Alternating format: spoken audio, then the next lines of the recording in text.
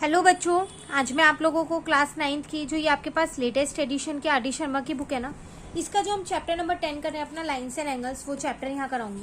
तो आज हम पेज नंबर 214 के एग्जाम्पल्स करेंगे। लास्ट क्लास में इसके पीछे के जितने भी एग्जाम्पल्स थे वो हमने कंप्लीट कर लिए थे। ठीक है, देखिए यहाँ पर आपसे क्या कह रहा है, क्वेश्चन नंबर 1 में ये चैप्टर हमने एनसीईआरटी से कंप्लीट कर रखा है, आप वहाँ से इसका बेसिक वगैरह सब चीज़ अच्छे से समझ सकते हैं।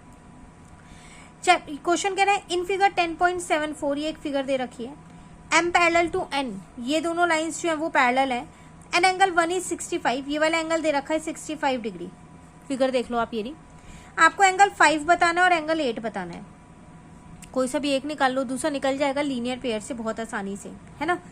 तो चलो निकालते हैं। यहाँ पर देखो, अगर मैं यहाँ देखूँ तो एंगल 1 और एंगल 3 जो है वो मेरे वर्टिकली अपोजिट एंगल बना रहे हैं ना। तो ये दोनों एंगल्स तो मेरे इक्वल होंगे ना। अगर मैं इसको यहाँ लिख लूँ तो angle 1 is equal to angle 3 होगा। रीजन में मैंने लिख दिया मेरे वर्टिकली अपोजिट एंगल है।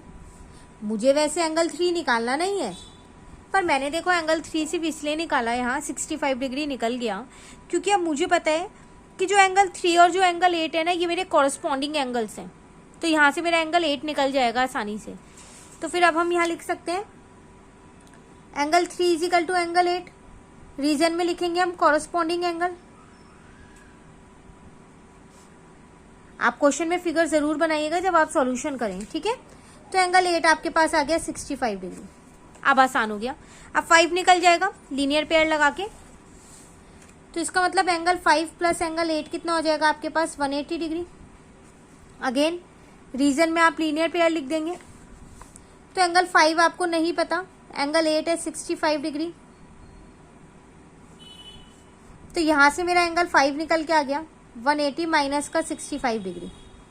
तो जब आप माइनस करोगे तो कितना आ जाएगा, 115 डिग्री आ गया एंगल 5।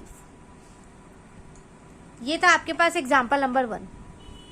क्लियर। चलिए आते हैं हम अपने एग्जाम्पल 2 पे। ये आपको पेज नंबर 215 पे दे रखा है, नेक्स्ट पेज पे देखो। इन फिगर 10.75 अगेन एक फिगर दे रखे हैं, एनसीईआरटी का क्वेश्चन है ये। Find the value of X and Y and show that A B parallel to C D. पहली बात तो इस एक्स और इस वाई की वैल्यू फाइंड करनी है। उसके बाद ये शो करना है कि ये दोनों लाइंस पैरेलल हैं। तो देखो ये लीनियर पेयर से निकल जाएगा, ये वर्टिकली अपोजिट से निकल जाएगा। तो एंगल्स तो इजीली निकल रहे हैं मेरे यहाँ पर। तो इसका मतलब 50 प्लस का एक्स इज इक्वल टू में 180 डिग्री हो जाएगा। रीजन में मैंने लिख दिया ये मेरे लीनियर पेयर है। तो यहाँ से मेरे पास x निकल जाएगा 180 माइनस का 50, तो वो आ जाएगा 130 डिग्री।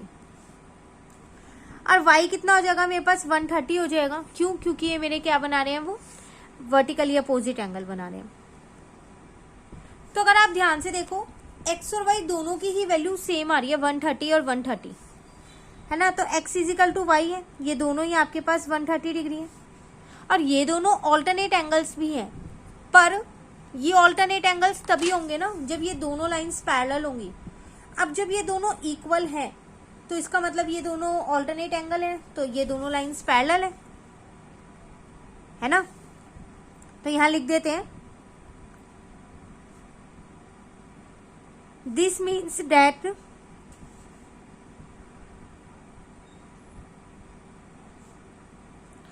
ऑल्टरनेट इंटीरियर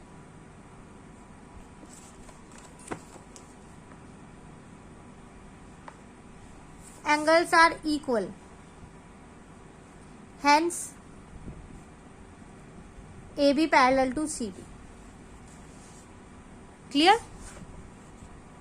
चलिए नेक्स्ट आते हैं हम अपने एग्जाम्पल नंबर 3 पे। फिगर गिवन है, इसमें भी शायद हमारे को पेज सेम है, 215 पे ही दे रखा है ये एग्जाम्पल भी। आपको क्या कह रहा है इस एग्जाम्पल में, in figure 10.76 if A B parallel to C D and C D parallel to E F, 3 lines हैं, ये आपस में पैरेलल है, मतलब ए बी इसके पैरेलल है और ये इसके पैरेलल है, तो ऑटोमेटिक ये इसके पैरेलल होगा ही होगा। एन एंगल रेशो दे रखी है वाई और जेड की 3:7, मुझे एक्स निकालना है। तो मुझे वाई और जेड की रेशो दे रखी है, ध्यान से देखो। तो जब भी रेशो देता है तो हम एक्स मान लेते हैं साथ में, कोई भी एक कांस्टेंट, बट यहाँ एक्स ऑलरेडी दे रखा है तो आप कुछ और मान सकते हैं, ठीक है। अब आपको पता है यहाँ पर कि जो ये एक्स है और ये जेड है ये दोनों ऑल्टरनेट एंगल्स बना रहे हैं ना, तो जितना एक्स होगा उतना ही आपके पास जेड होगा ना। तो चलो यहाँ निकालते हैं हम। सबसे पहले आप यहाँ पर लेट कर लो, let y is equals to 3a, मैंने a मान लिया, आप कुछ भी मान सकते हो। z is equals to 7k, x is equals to z होगा, क्यों? क्योंकि ये मेरे ऑल्टरनेट एंगल्स हैं।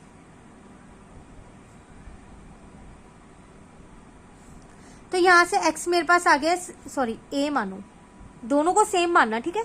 x आ गया 7a, पर मुझे यहाँ x की प्रॉपर वैल्यू चाहिए। अब फिगर में अगर आप देखो x प्लस वाई जो है वो 180 डिग्री बना रहे हैं, क्यों? क्योंकि ये आपके पास को इंटीरियर एंगल्स हैं, ट्रांसवर्सल लाइन के एक ही साइड पे है ये एंगल्स,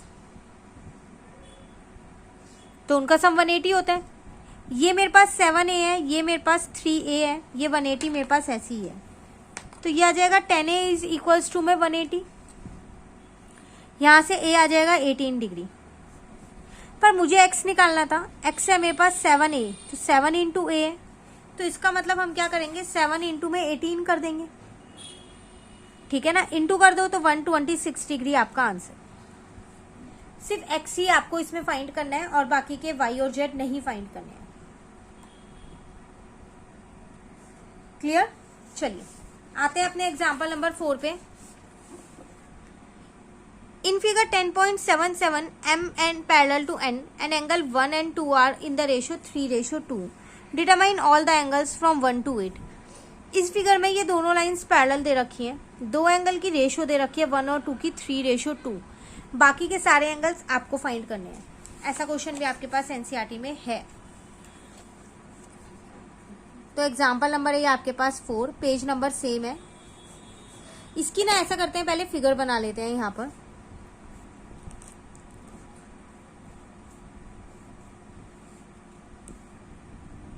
ये L दे रखी है मुझे, ये M दे रखी है मुझे, ये N दे रखी है।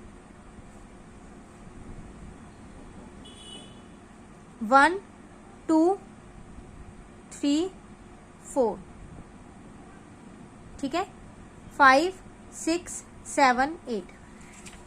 सबसे पहले हम लेट करते हैं। लेट जो एंगल 1 है वो मेरे पास 3x हो गया और जो एंगल 2 है वो मेरे पास 2x हो गया, क्योंकि रेशो में था ना तो मैंने x लगा दिया अब साथ में। अब मुझे पता है एंगल 1 प्लस एंगल 2 जो है वो 180 के बराबर होगा। क्यों भाई? क्योंकि ये मेरे लीनियर पेयर है, तो इसका मतलब 3x प्लस का 2x इज इक्वल्स टू में 180 हो जाएगा, तो 5x इज इक्वल्स टू में 180 डिग्री आ गया। यहां से मेरा x निकल जाएगा 180 डिवाइडेड बाय 5, कट करोगे 36। अब मैं अपना एंगल 1 और एंगल 2 दोनों ही निकाल सकती हूँ यहाँ पर। तो एंगल 1 मेरे पास क्या है,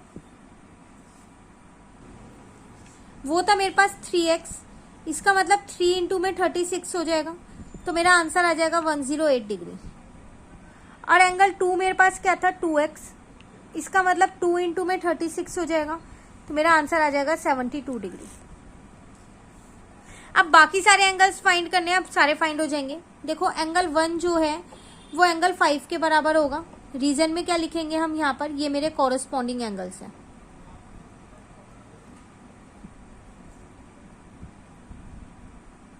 सिमिलरली एंगल 2 जो है वो एंगल 6 के बराबर होगा। रीजन सेम ही रहेगा कि ये कॉरेस्पॉन्डिंग एंगल्स हैं, ठीक है। उसके बाद एंगल 1 जो है वो एंगल 3 के बराबर होगा और एंगल 2 जो है वो एंगल 4 के बराबर होगा।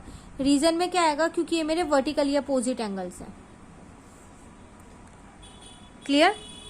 फिर जो एंगल 4 है मेरे पास वो एंगल 8 के बराबर होगा और जो एंगल 3 है वो एंगल किसके बराबर होगा, यहाँ पर मेरे पास 7 के बराबर होगा। अगेन रीजन में रहेगा ये मेरे पास कॉरेस्पॉन्डिंग एंगल्स है,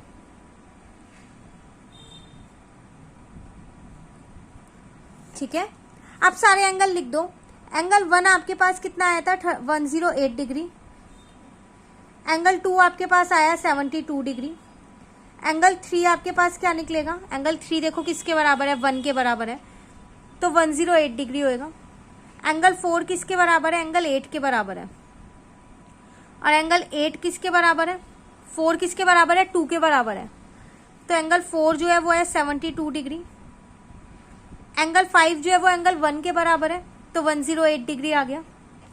एंगल 6 कितना आ जाएगा, वो 2 के बराबर है, तो 72 डिग्री आ जाएगा।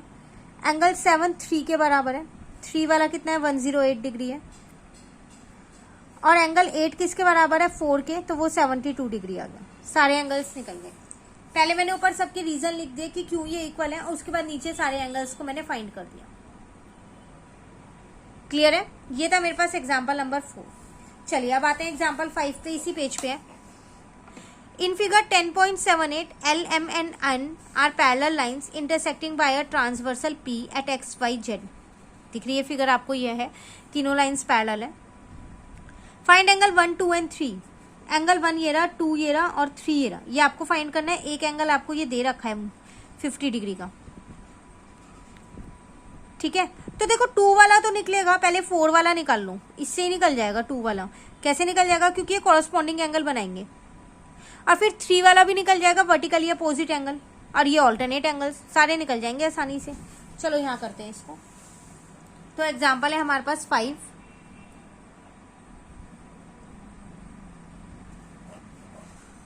फिगर ये बनी हुई, आप यहां से देखते रहिए फिगर, ठीक है। सबसे पहले मैंने लिखा एंगल 4 + 50 डिग्री इजिकल टू में 180 डिग्री होगा। रीजन में मैंने दिया ये मेरे लीनियर पेयर है, तो यहां से मैंने अपना एंगल 4 निकाल लिया। 180 माइनस का 15, तो मेरा आ गया 130 डिग्री। अब एंगल 4 बराबर एंगल 2 होगा, क्यों, क्योंकि ये मेरे कॉरस्पॉन्डिंग एंगल्स हैं।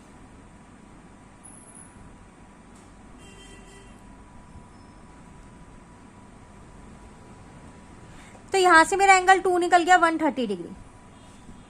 अब एंगल 2 जो है वो एंगल 3 के बराबर होगा, क्यों, क्योंकि ये मेरा वर्टिकली अपोजिट एंगल है। तो यहां से मेरा एंगल 3 निकल गया 130 डिग्री। अब बचा कौन सा, एंगल 1 बचा, तो यहां निकाल देते हैं उसको। एंगल 1 जो है वो एंगल 3 के बराबर होगा। रीजन में क्या देंगे हम, क्योंकि ये मेरे ऑल्टरनेट एंगल्स हैं।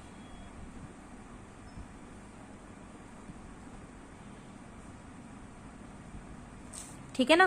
तो एंगल 1 भी मेरा कितना निकल गया, यहाँ पर 130 डिग्री निकल गया। क्लियर हुआ? तो 1 भी 130 है, 2 भी, 3 भी, तीनों ही एंगल मेरे 130 डिग्री ही निकले हैं। ये था आप पे एग्जाम्पल 5। आज एग्जाम्पल 5 तक ही करेंगे, अभी तो इसके काफी सारे एग्जाम्पल्स हैं, तो उनको हम नेक्स्ट क्लास में करने वाले हैं। आपको इनमें कहीं भी दिक्कत लगे 5 एग्जाम्पल्स में, कमेंट करके जरूर पूछिएगा आप। वीडियो अच्छी लगे लाइक जरूर करना। आपको पता है कि आर.डी. शर्मा का चैप्टर 1, 2, 3 ऑलरेडी चैनल पे अपलोड हो चुका है, वहां से कर सकते हैं। इसके अलावा कोई चैप्टर पहले चाहिए, जल्दी से कमेंट करके बता दो, ताकि उसकी वीडियोस भी आपको मिलने स्टार्ट हो जाए। मिलते हैं नेक्स्ट क्लास में। वीडियो को शेयर जरूर कीजिएगा अपने फ्रेंड्स के साथ। Thank you.